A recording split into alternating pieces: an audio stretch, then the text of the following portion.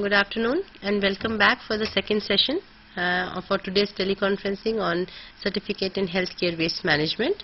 In the morning session we had discussed the rules and regulations by Ratna, and now I would request Dr. Sumati to discuss about infection control, what is its importance, and what is the impact of health care waste on the human health, how it affects the human health. So, Dr. Sumati. Thank you, Dr. Kuba. Good afternoon, everybody. Today I will be discussing sharing with you some of the aspects of the impact of healthcare waste on human health. So, can I have the first slide? Before we go into the aspects of healthcare waste, we would let's be clear about what the definitions are.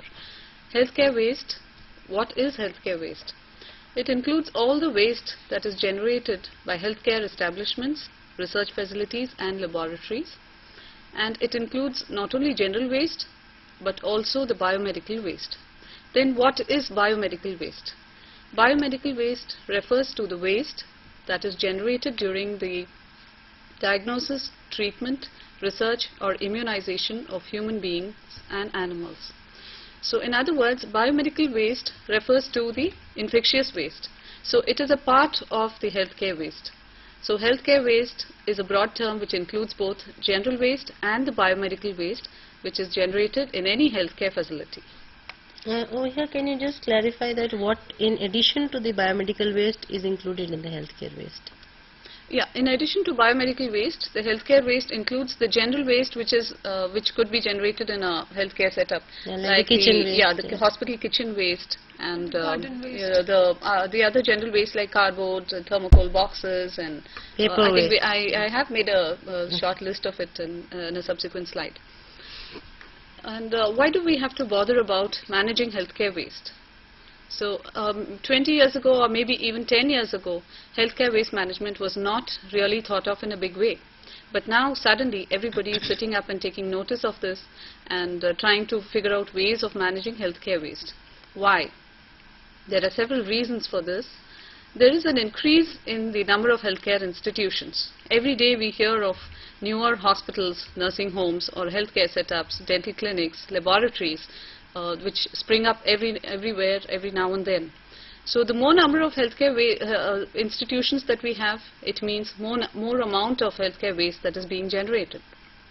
Also, there is a spiraling incidence of healthcare associated infections, or the HAI, like hepatitis B, the HIV and AIDS. We'll come to some of these aspects a little later. And there is a definite hazard of healthcare waste on healthcare workers as well as the general people in the community. Why so? This is because of the spread of resistant microorganisms. Microorganisms which are resistant to many of the commonly used antibiotics are very prevalent in the healthcare setup. And healthcare waste can also be very disturbing to the ecosystem and the environment.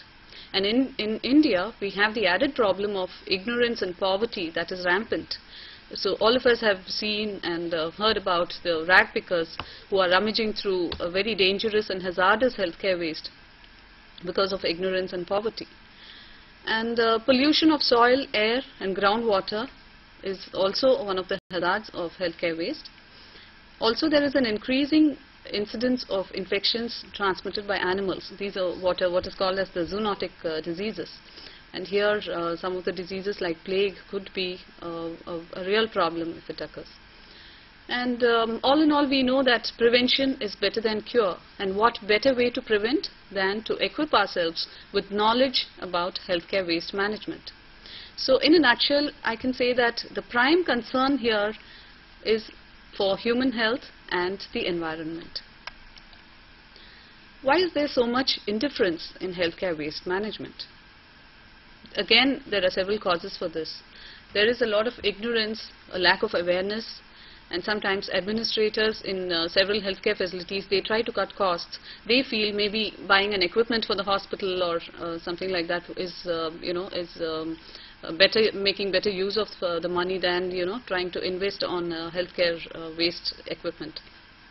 And sometimes improper designing of healthcare facilities can also lead to infections. And often we find that there is a attitude of apathy. People feel that it's not my job. Healthcare waste management is somebody else's job. Maybe it's more often than not relegated to the Safai Karamcharis. But this is not so. You and I, everybody has to get involved in healthcare waste management. Here, I would like to quote an incident I came across. I think it's in one of your the schedules, modules that you've received. There was this headline in one of the newspapers in Ludhiana not so long ago, where it hit the headlines as "Sweet dreams are made of hospital waste." It was, a shocking discovery was made by the authorities that there was a firm which was making mattresses and pillows, and they were stuffing the pillows, mattresses with hospital waste, that is cotton and other things dumped by hospitals. So this is the level of ignorance or carelessness or lack of awareness, whatever you may call it.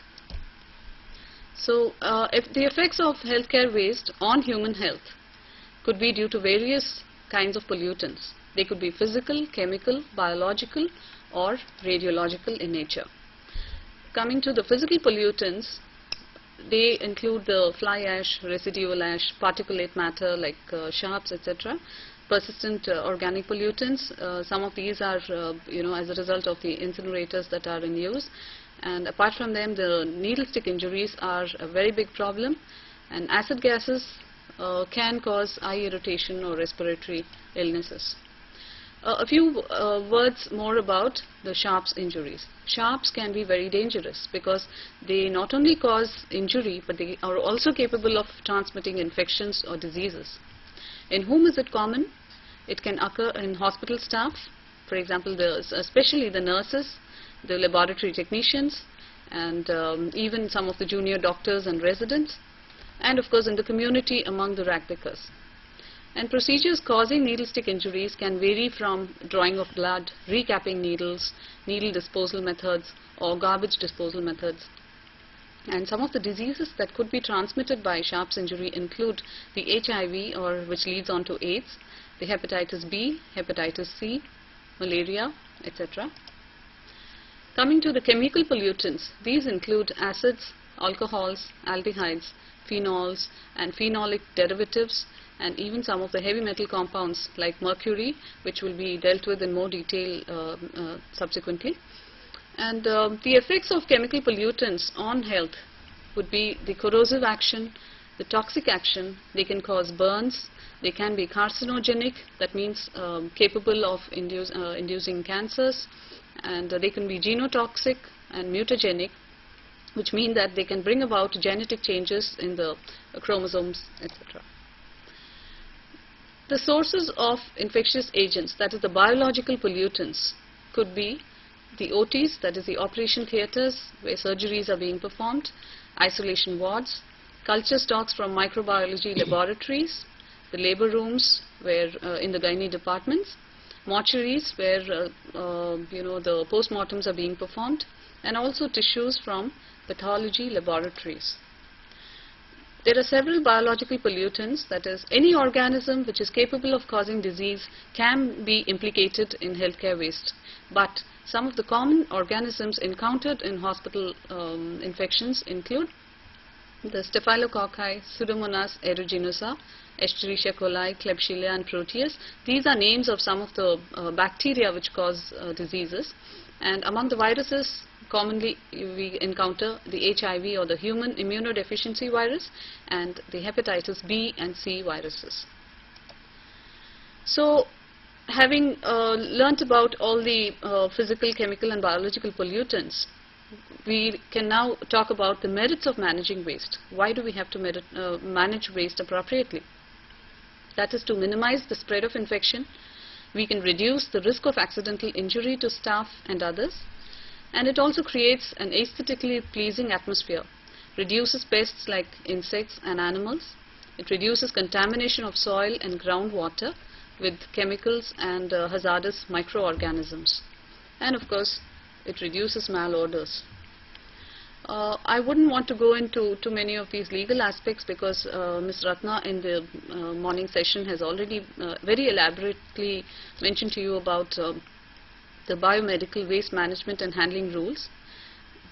So every occupier of a healthcare institution which is involved in any of the aspects of waste handling is amenable to these rules, and they have to follow the rules as has been mentioned already.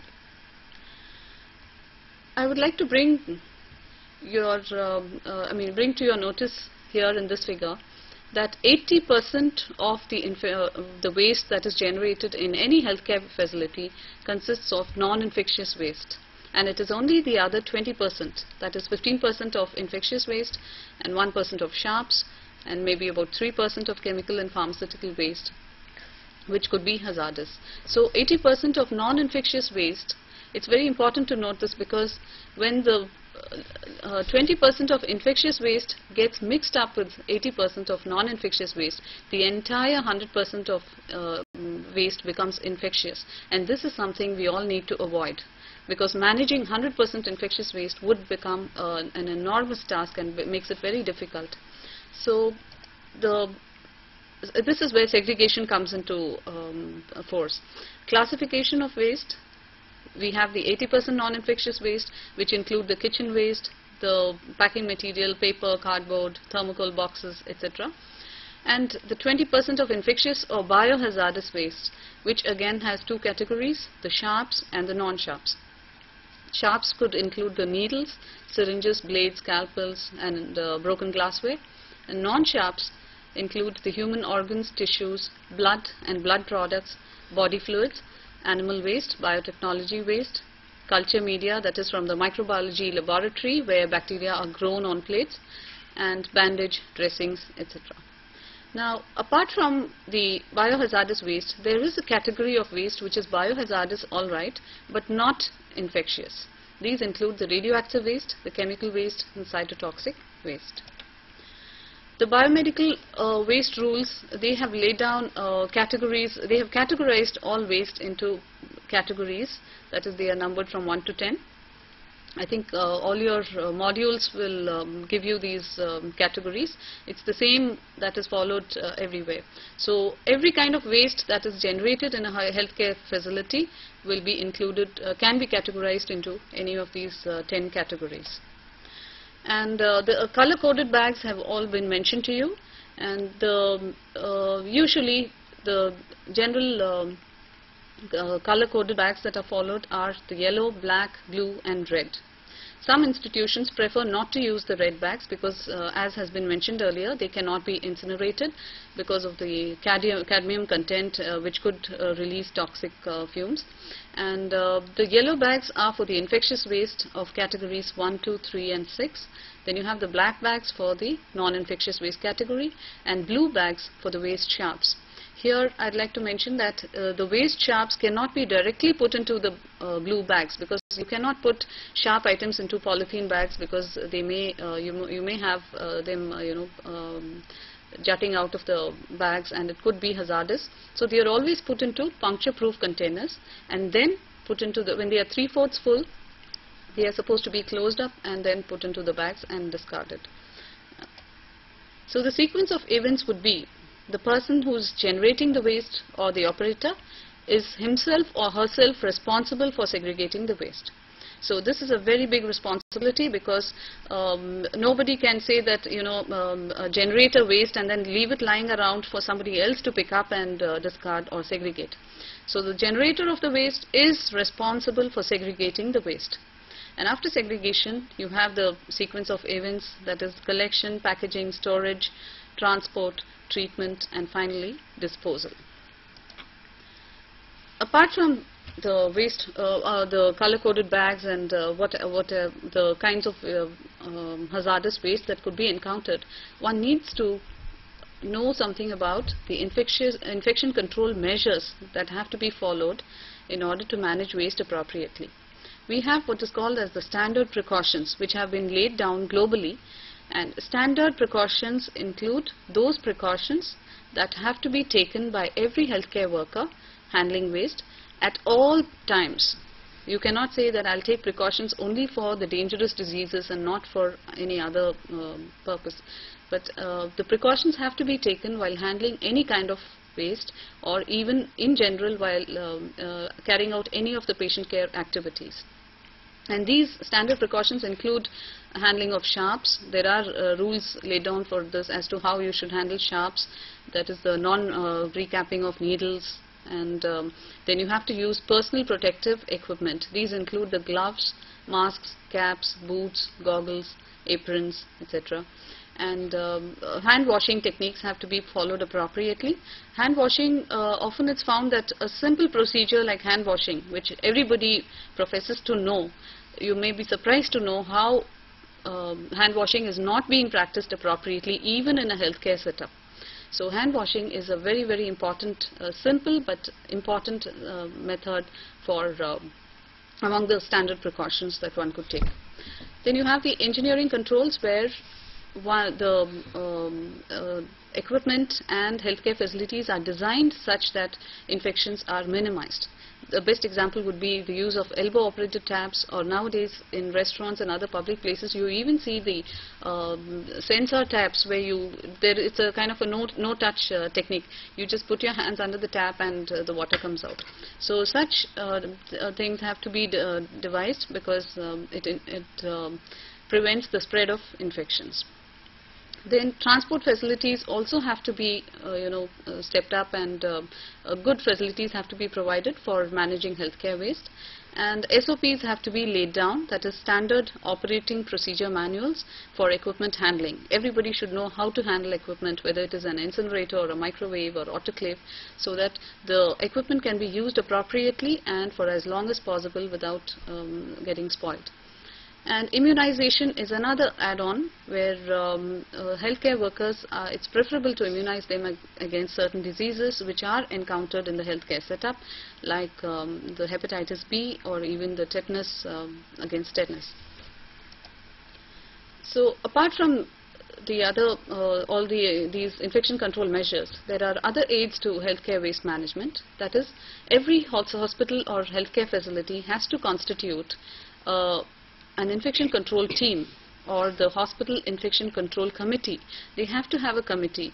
Usually, whether the institution is a big one, a big hospital, or even a smaller nursing home kind of place, they have to have an infection control team in place.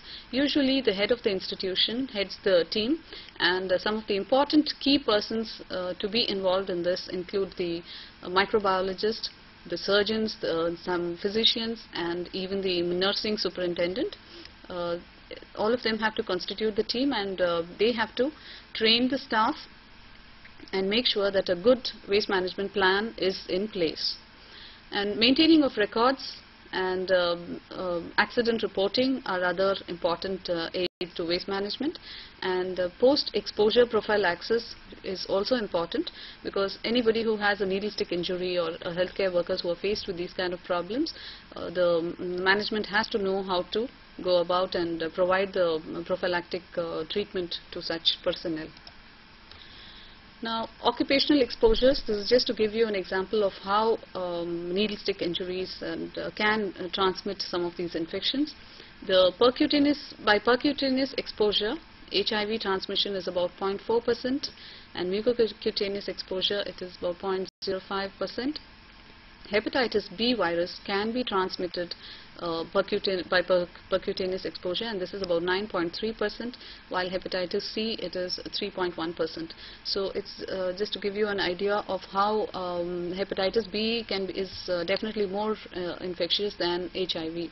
And that is, I mean, I think this is very important point to stress here, because we know, of course, HIV is a more dreaded disease rather than HIV, but hepatitis B, the chances of getting an infection, if you have a much more than, almost 10 times more than an HIV. And the other important thing here is, although everybody is scared about HIV, probably because the awareness is more with respect to this disease.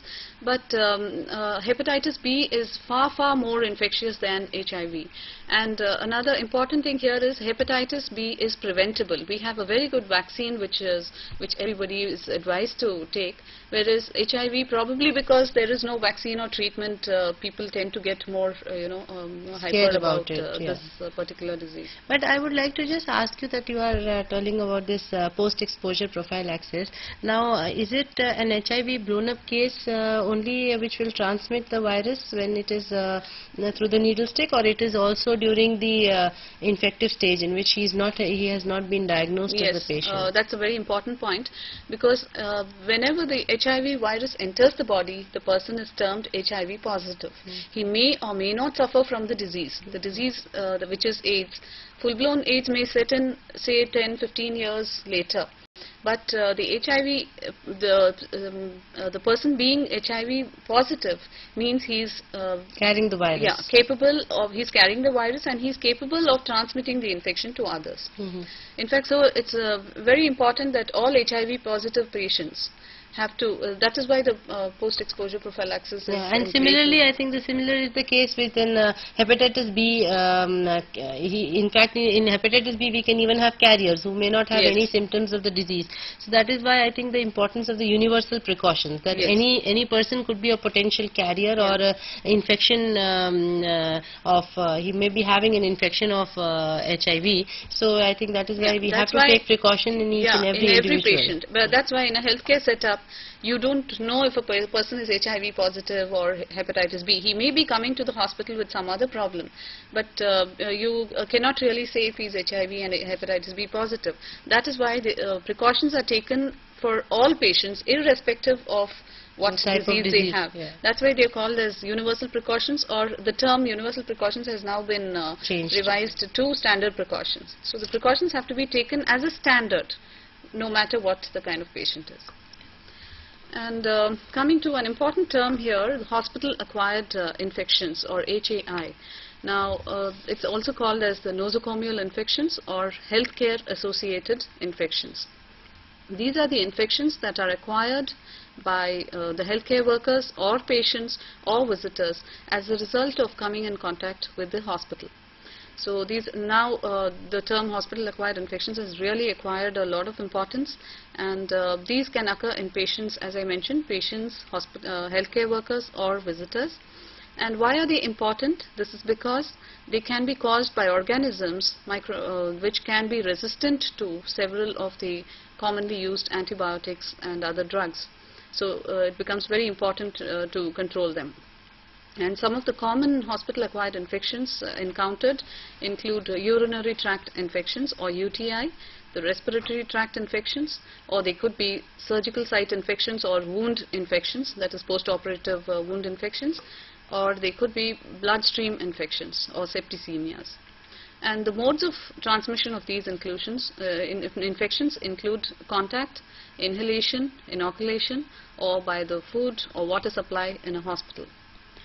And some of the high-risk areas where one has to watch out for HAIs include the operation theatres, the nurseries, the ICUs, especially the burns ICUs, and other sensitive areas in the hospital. Here I would just like to mention to you that there is a book authored jointly by Dr. Muralidhar and me, which is on hospital-acquired infections. It includes all aspects of hospital-acquired infections, and there is a chapter in this where we have devoted exclusively to healthcare waste management.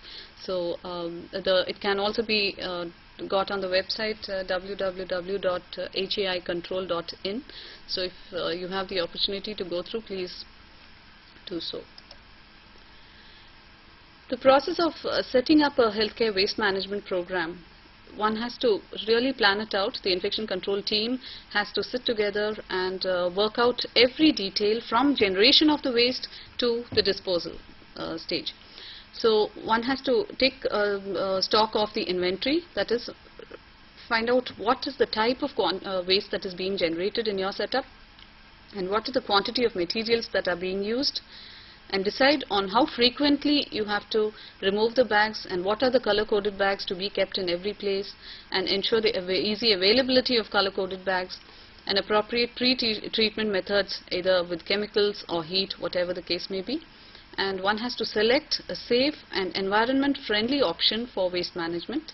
And of course, training of staff. This could be with the help of posters, or place the containers at key points and educate the staff every now and then, periodically, so that it has to be an ongoing process. And it's not that they receive training once and then for the next 5-10 years they go on with the same methods, because they have to it has to be drilled into the staff such that it becomes a kind of a reflex action, and they will be doing it without anything going amiss. So the available options for healthcare waste management. Large hospitals could have an on-site treatment facility, like they could have their own incinerators or microwaves and autoclaves. But smaller institutions and smaller healthcare facilities, like say a pathology laboratory or stuff, they can get attached to a common treatment facility. But they must ensure that the facility has the appropriate equipment, infrastructure in place, and appropriate space, transport, and personnel facilities. Here, to just give you an idea of how one could wisely plan out a healthcare waste management program would be, the first thing would be to avoid using any kind of material that would generate waste. If that's not possible, one has to know methods of recycling the material that you are using, so that you don't really get too much of waste to handle. And if that again is not possible, you must go in for an energy recovery system, otherwise maybe an incinerator without the energy recovery system. And landfilling should be a last resort, because landfilling is not really the solution for all the healthcare waste management. The same thing put in a pyramidal form here. What we are doing now is the least favored option. That is, we are trying to dispose of everything by sanitary landfilling. But what we should aim for is to prevent or to minimize the use of any material that would generate hazardous waste material. So for this, all of us, everybody has to put our heads together and devise innovative approaches. A very good example of excellent management of waste material would be the Nekchand Rock Garden, which is in Chandigarh, where he has made wonderful use of waste. Of course, though that is not healthcare waste, but even in healthcare waste we could have some kind of innovative approaches like that, where we could make use of waste that has healthcare waste that has been disinfected and then put to good use. So it's for everybody to sort of put their thinking caps on and devise methods to do so. So as a parting shot, I would just like to give you a take-home message.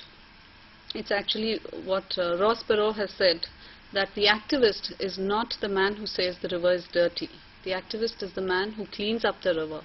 So let us all try and be activists and manage our healthcare waste and even other kind of waste materials appropriately, so that we have a clean and healthy atmosphere, not only in the hospital but also in the community. Thank you. Thank you, Dr. Sumati, for a wonderful presentation. And I think now the importance of managing waste has all the more must have been understood by the learners, because it's very important that the waste be managed so that the infection doesn't spread, and not only to the patients but to the community, to the people who are coming as relatives or the caregivers, as well as the community, because the waste ultimately, if not segregated and disposed properly, then it is just dumped, and this dumping can go into the water supply and into the normal cycle with the community, and it can harm the community. So I think that is very important for everybody to understand, that the waste must be not only segregated, treated, but also disposed properly. Now I would request Ratna to take a presentation on the mercury usage in healthcare, because mercury, you know, is very toxic. And so how mercury, why mercury, and where mercury is being used, and how this is going to affect the health of the people. Thank you, Dr. Kuba. Good afternoon, listeners. Why are we talking about mercury in healthcare? Because it will almost be a decade that the rules were formulated, and in this period the infectious waste has been given a lot of importance, and people have more or less come to terms of how to effectively manage the infectious waste category. However, certain chemicals that we use in our hospitals are not given that much importance. Globally, it's been the center of conversation in all major environment meetings and conferences. The United Nations Environment Program is giving a lot of emphasis on how mercury needs to be managed. The World Health Organization is realizing it as a big problem, not just from the mercury release from the healthcare sector, but also from the chlor-alkali industries, the chlor-alkali plants, and other sectors that use mercury and emit it. So internationally, even though the debate has reached a very high level, in our country we have still not come to terms of recognizing mercury as a problem that we as healthcare workers are dealing with. So I would like to point in my presentation some of the facts that we all need to know about mercury and how we can contribute towards minimizing its usage.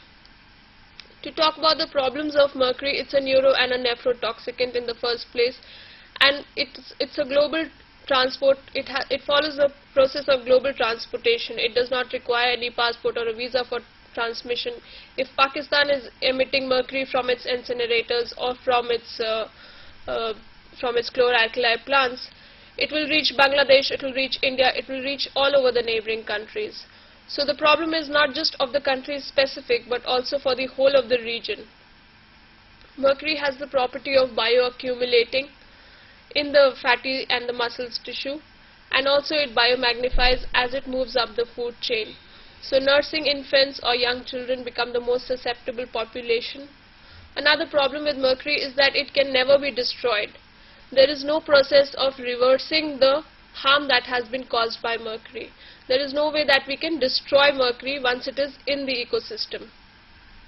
Another problem of mercury, which is the most important or the most magnified problem, is that it crosses all the human barriers. All the barriers that are present in a human body system, mercury can penetrate through all of those, and thus it leaves the human body system very vulnerable. It passes through the placental barrier and therefore can be transmitted from the mother to the child. It breaks the most strong blood-brain barrier, and also it penetrates through the skin barrier. So mercury as a compound, as a toxic element, breaks through and rampages through the whole body barrier systems. Certain facts about mercury that will highlight the problem even in much detail is that it has been recognized as the most toxic substance that has ever been known to mankind, or that the people have ever been exposed to. Like I said earlier, it breaks all the skin barriers, the blood barriers, and the placental barriers, and thus causes a very devastating effect on the functioning and the growth of the brain, and also on the development of a growing fetus. It poses a very significant health threat when it's spilled in a room, because we do not have very well ventilated rooms. Also, mercury as a hazardous waste stream needs to be kept out of the general waste and also from the medical waste stream, because if we mix it with the general waste, then the entire waste stream gets hazardous in nature. And as of now, there is no existing treatment which can reverse the damage that has been caused by this elemental mercury. Mercury in the effect to the body damages the brain, especially the kidneys, and also the fetus. Effects on the brain can result in irritability of the person. He can have a lot of shyness and tremor problems.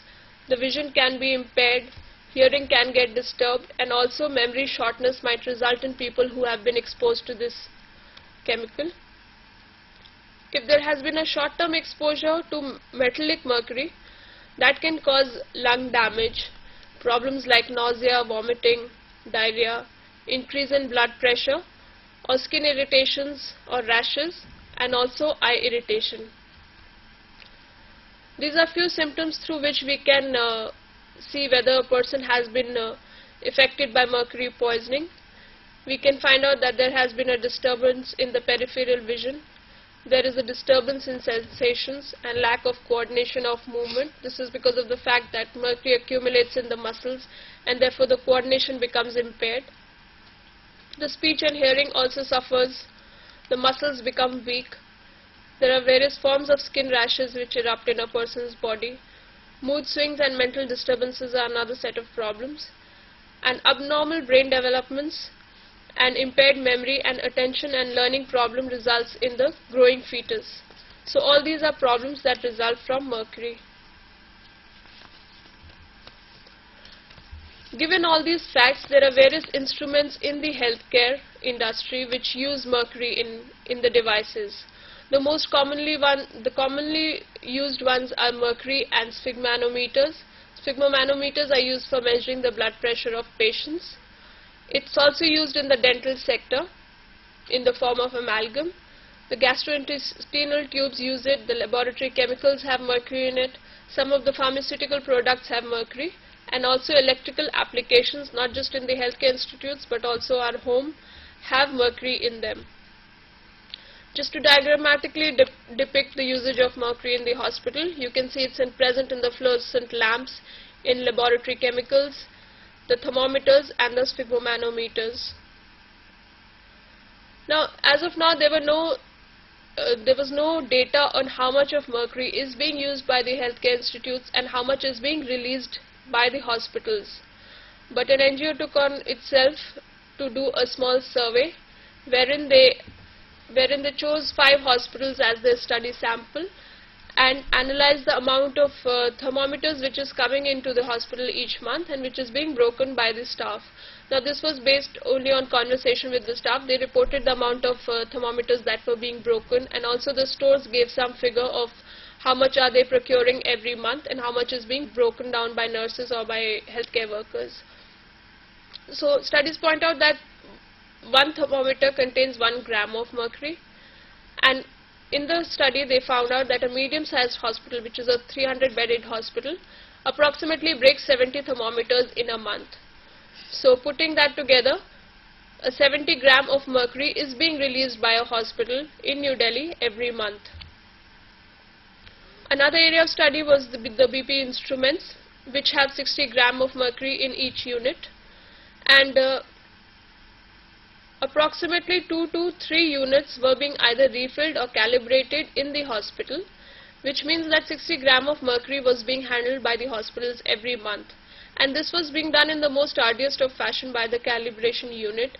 There was zero protection to the people who were doing it, and they were not trained on the health impacts that mercury can have on them. Therefore, they were very callous in their approach of dealing with mercury. And it has been pointed out in various studies that a vapor level of mercury in the calibration room would be dangerously high. So based on the release of these 2 equipments, it was found that mercury disposed by one hospital each year amounts to 3000 grams or 3 kg each year by the one hospital, a medium-sized hospital, that is a 300-bedded hospital. Now the fact to keep in mind, which has been pointed out in scientific studies, is that 1 gram of mercury is enough to contaminate a lake which is 20 acre in surface. A 20 acre surface area lake can be contaminated if you just add half a teaspoon of mercury to it, which amounts to 1 gram. So much so that the fish from that lake would be unsafe for consumption, and in US advisories would be issued against it.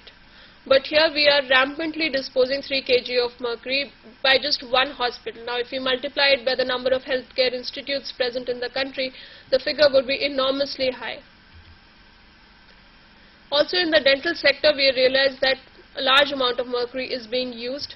An amalgam which is said to be a silver filling is actually a mercury filling.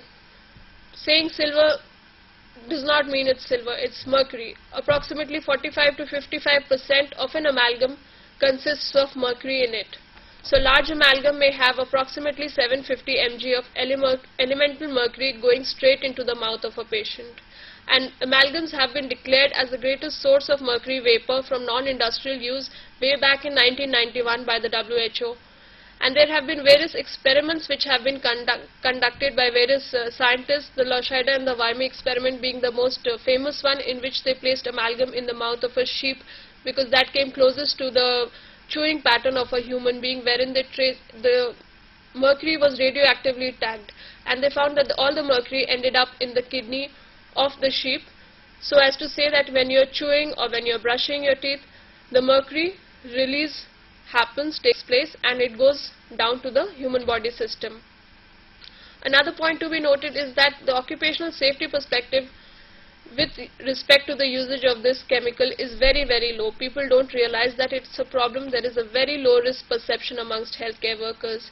The amount of spills which takes place, which is not handled carefully without any protective gears. In-house calibration takes place in a hospital when it can be outsourced to a more scientifically sound unit, and also that no accident reporting takes place in a hospital.